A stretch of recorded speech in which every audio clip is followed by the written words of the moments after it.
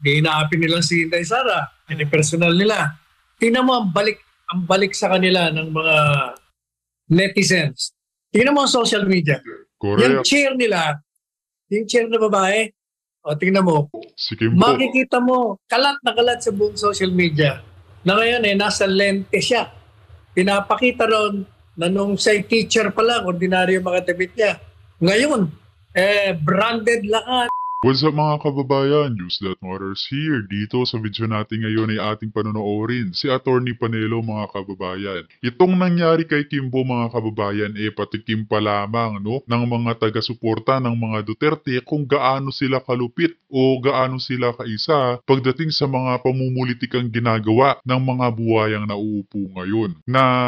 Ayan tuloy, nasampulan kayo, Kimbo, Zaldico, Pastor Abante, na pati mga profesyon nyo na isang banal na pastor di umano, isang magandang ehemplo na guro, ngayon baliktad na dahil natatawag na kayong mga buhaya. Hay nako, yan na nga ba sinasabi natin mga kababayan na ang galing-galing yung mamulitika, ang galing-galing yung magsalita sa harap ng kamera. Tapos kayo pala mismo ang babaho ng inyong mga pagkatao na kayo din ang may gawa na lantaran ang pagiging kurakot nyo sapagkat nakikita sa mga kasuotan na mayroon kayo. Dagdag pa rito na ang ugali nyo nagiging underdogs na ng bangag na administrasyon. Grabe naman talaga. Pero bagong lahat mga kababayan, huwag niyo po sana kalimutang mag-like at subscribe para updated ka sa mga uploads ko araw-araw. At yun na nga mga kababayan, panoorin natin itong pagbuelta ni VP Sara dito kay Kimbo. Hi! Gusto ko lang i-share sa inyo ang aming kusina. Ito, yan. LV ang mantra po dyan.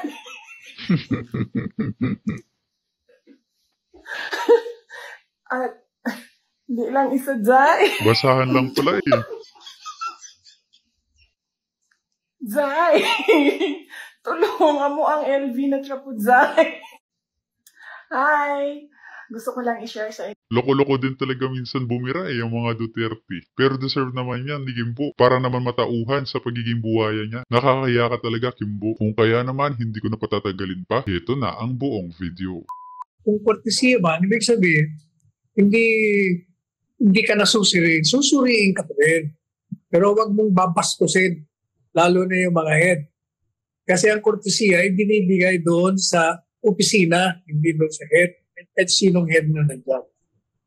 Ngayon, yung gaya ng sinabi ko na maraming beses na natin sinabi sa programa, pag yan ang ginagawa niya sa Vice Presidente, lalo nag-aalab ang simpatiya ng taong bayan yan. Correct. Tama at ka lalong sir. nag-aalab din ang galit sa inyo. Kaya pag ginagawa niyo yan, lalong madadali ang pagbagsak niyo sa inyong pag-aabuso sa kapangyarihan. Alam mo, Atty. Sal, sana dumating tayo sa point ng... Example na lang si Kimbo. Ayan. Anong nangyari? Na lifestyle check tuloy ng taong bayan. Nakita ang pagiging buwaya ng isang profesor na si Kimbo. Nasabi pa namang guro, pero utak buwaya di umano.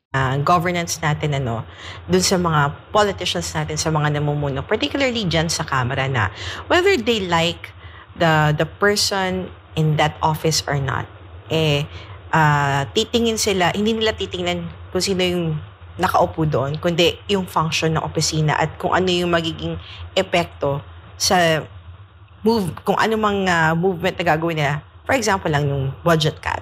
Kasi di ba Attorney Sal, kung ikaw nasa gobyerno ka, dapat tinitingnan mo yung whole picture. Hindi lang yung person na namumuno, kundi ano yung magiging effect nito. Katulad sinabi mo, Attorney Sal, grave abuse ng kanilang authority. Pero sana, Attorney Sal, alam ko, ilang beses mo na na-mention, pinaliwanag dito sa ating programa yung patungkol sa abuse of authority. Pero umaasa yung taong bayan na sana magkaroon ng political maturity yung ating mga nasa gobyerno para hindi ganun ang kanilang pag-asta when it comes to paggamit nila sa kanilang power of the purse. Tuloy, tingnan mo ang ginagawa ng committee yan, ginaapi nila si Inday Sara, personal nila. Tingnan mo ang balik sa kanila ng mga netizens. Tingnan mo ang social media. Correct. Yung chair nila, yung chair na babae, tingnan mo, si Kimbo. makikita mo, kalat na kalat sa buong social media na ngayon nasa lente siya. pinapakita ron na nung say teacher pa lang, ordinaryo mga damit niya. Ngayon, branded lahat, kompleto, damit, sapatos, alahas, at saka pag humaharap sa kongreso, akala mo nagpa-fashion show. O tuloy, nakikita tuloy ng mga tao. Kasi nga, yun ang tinatawag na nakakaharma ka tuloy ngayon. Binabalikan ka ng mga netizens kasi At dapat lang sa kanya yun, Atty. Panelo, imagine, ang galing niyang magsalita laban sa ikalawang Pangulo ng bansang Pilipinas. Siya congresswoman lang, pero ang lakas ng amats niya na magsalita laban kay VP Sara. O anong napala niya ngayon? Tignan niyo na lang ang mga social media niya sa Facebook. Anong nangyari? Dineactivate niya yan, ngunit binalik niya lang. Tapos ngayon, turn off na ang comment section dahil ang mga komento, pambubutata halos na tinatawag na siyang buwaya, dapat ibitay na yan, at lahat-lahat na. Kaya naman totoo ang balita na kahit anong paninira o pamumulitika ang gagawin ng mga ito sa mga Duterte, at kahit ipa-news blackout pa ng mga bayarang media, hindi pa rin mananaig itong mga buwayang nauupo ngayon. mga apit eh. O yan ang nangyayari sa inyo ngayon. Na-expose tuloy yung mga hindi dapat malaman. Kitang-kita tuloy. Kumakalat. Tatakbo pa naman ito ng alkalde sa Marikina. Paano? Paano ka na ngayon bobotohan pag ganyan nakikita na ordinaryong guro ka lang. Pagkatapos, napakaluho ng yung pamumuhay ngayon. Dati-dati daw, nagta-tricycle, jeep. Ngayon talaga nakaban, kung todo customized. Yan ang sinasabi natin na huwag kayong mag-personal kasi talagang susuriin ang personal yung buhay. Gaya na sinabi ng Bible, what you saw is what you read. Correct. Naanitan nila ngayon yung mga tinanim nila. Isa-isa yan. So kapag nagtanim kayo ng kasinungalingan, aani kayo ng maraming kasinungalingan, Atty. Sal. So sa inyong palagay naman po, Atty. Sal, katanggap-tanggap din ginawang, of course, you have explained na hindi katanggap-tanggap yung pagtapyas. Now, let's talk about yung sinasabi ng ilan sa mga senador natin na ibalik na lang sa original request na budget ng OVP. Do you think may magagawa ang Senado dun sa ginawa na ng lower chamber para dun sa bicameral? Palagay ko hindi nila ibabalik yan sa dati. Dahil yung mga Kamara de Representante, ayaw nga nila Di ba? Tinanggalan nila ng 2.5 billion Pero magkakaroon pa rin ng... At saka wika din ng taong bayan, parang pinapatagal na lang tong OVP budget para pahiyain ng Vice Presidente. So sa madaling salita, wala ding kwenta, no? Anong gusto nilang mangyari na magmakaawa ang isang Duterte sa mga buwayang nauupo ngayon? Aba, hindi pwede yun. Mas okay ngang nangyayari ngayon lalo na't na-expose tong mga baho nila ng mga nasa House of Crocs. Budget yan. Pinagpipilitan ng mga kongresista. Kasi tinatanggi ni Garma Sabi niya, wala akong, hindi totoo yan. Dahil may sabi ng mga kongresista, tatlo na nga nagsasabi, pang-apat na ikaw ang mastermind, ikaw talaga. Nagsisinungaling ka. Alam po ninyo, hindi kasi mga abogado, not necessarily, hindi porket apat, pasampu yan nagsasabi na ikaw mastermind. Paano kung nagkakutsabahan lahat yan? Talagang gusto ko lang i-prema. O di, nasabihin lang hindi, nagsisinungaling ka, hindi masasabi. On the basis of that, ikukulong mo.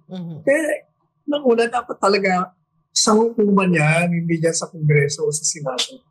Pag mga ganyang criminal pinag-uusapan, let the executive department do its job. Yung mga law enforcement agencies, trabaho nila mag-investiga.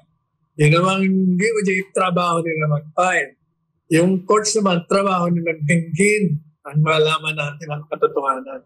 Hindi ang ginagawa dyan sa Kongreso. Nagiging talagang trial by publicity. Samantala, Teresa, naniniwala ang Department of Agriculture na may sapat na supply ng mga pangunahing pagkain ang bansa sa pagdating ng holiday season. Ang tinutukoy ng DA ay ang sibuyas, karne ng baboy, manok, baka at bigas.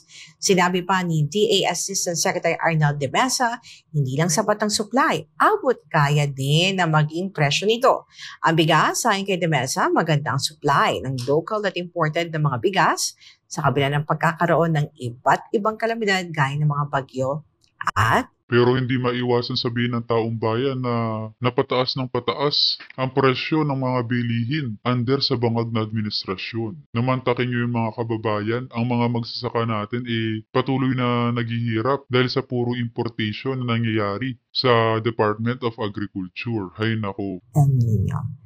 Pero kahit sabihin yan ng gobyerno, Attorney Sal, kailangan maramdaman ito ng ating mga consumers, sa ating mga kababayan, at malalaman natin yan Correct, ngayong tama. holiday season kung aaray ba ang kanilang mga bulsa sa sinasabing abot kaya daw itong mga pangunahing bilihin. Attorney Sal, alam mo naman, pag birth season, kaliwat kanan ng mga Christmas party, ang mga reunion at iba pa, di ba, Attorney Sal? So, eto talaga yung time of the year na bumubuhos ng mga budget ang marami sa ating mga kababayan at nagluluto ng masasarap na putahe dahil sa napakaraming selebrasyon. Di ba, Attorney Sal? Oo nga. Ewan ko kung totoo yung sapat. Lagi naman kulang. Kaya ako, hindi na ako parang I don't rely on the government anymore. Nagtatanim na ako ng kangkong. Kaya kahapon, Tama. sigang ako ng gabi. Na? Galing sa garden. Mas mainam. Talaga? Oo, albos, kalumati, pati sibuyas, nagtatanim na rin ako. Wala, para meron na ako sarili Mini na garden ng- ka. Pero alam mo, Attorney Sal, di ba mas masarap yung pagkain kapag fresh mo nakukuha yung mga vegetables mo? Oo, pati nga kasi namamitas na ako ng mga kalamansi ko. Hindi ginamit ko na kalamansi. Sana natatanim din ng karne, Attorney Sal, at pwedeng mamunga sila. At pwede mong pitasin ang karne. Pwede kayo magtanim kahit na nasa pagped ka o na kondo. Lupa lang, Oo. pasitera lang. Pasulang ang kailangan mo sa lupa. Talagang kailangan maging creative, Attorney Sal, sa panahon natin ngayon.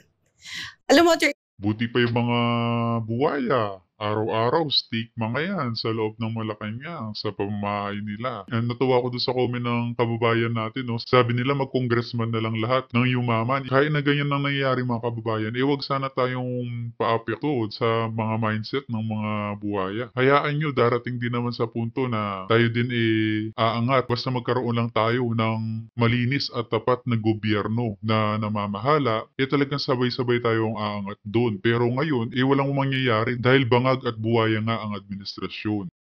good morning po, Attorney. Bakit biglang sumulpot si ex-mayor ng Iloilo na si Mabilog? Para may something yata na lulutuin para ilubog si dating Pangulong Digo Duterte. Anong sa tingin ninyo? Yan naman si Mapilog Di ba meron siyang demanda? Siyang demanda mabuti niya, bumalik siya, harapin niya na lang yung kanyang mga kaso. Ginakong kanyang kaso. Correct? Sabi niya, wala pa raw demanda sa kanya na impulse sa drugs. Nasa gobyerno na yan. Kung meron silang ebidensya, fine nila. Dahil nandiyan na siya. Attorney Sal, bago sa next issue natin, Attorney Sal, batiin muna natin yung mahigit 10,400 na mga barista tapos na kanilang bar exams. Dahil na 3 days na bar exams nila. Congratulations. At makakapagpahinga na sila, Attorney Sal. At hihintayin na lang ang magiging resulta na lang kanilang bar exam. Good luck dun sa mga barista, sa mga result ng mga barista natin, Attorney Sal. Ang laki ng laki ng examinist bilang to 10,400 19. ang nag-apply to take an exam. Yes. Kung ilan ang final na kumuha. Mhm.